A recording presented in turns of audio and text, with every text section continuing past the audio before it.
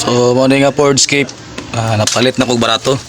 So ang issue ni sa una, wa ka paandar ang pila na daw kabuok nga electrician ug mekaniko. So gitawran lagi ani voltage regulator. So ako ang ipatanggal kay babalik sa stock. So karon mao ni ako ang electrician. Waskag ang kahimtang. 2021 pa na standby. Ipalit na ko ni murag motor.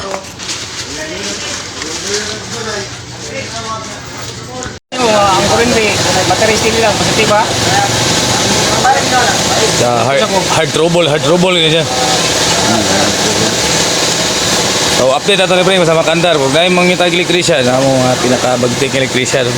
Tuto na kay kagana. Kanog tuba. Ayan, pinakabagting. Ay, dara. Ay, bantog di mandar. Di mo andar ibuak. Buak. Patay buak. Ato na ilisan mga idol. Ug dini kandar ato lang ipatimbang. Bawa kandar ni. Nay pa-wiring. Popon. Fordscape 2007 model, hard trouble.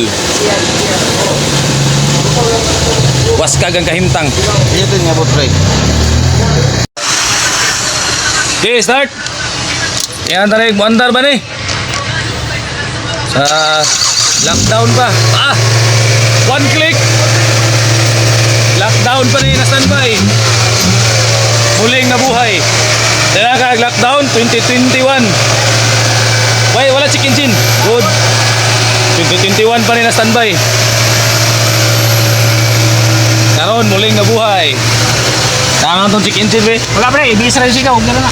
Okay ron ang ibis. Chicken jet, tumutang di, wala chicken Good jet. kayo. Mapapus doon kayo. Wapo kayo. Pero was ka kang kahimtang. Was ka kang wiring. Pwede rin diray.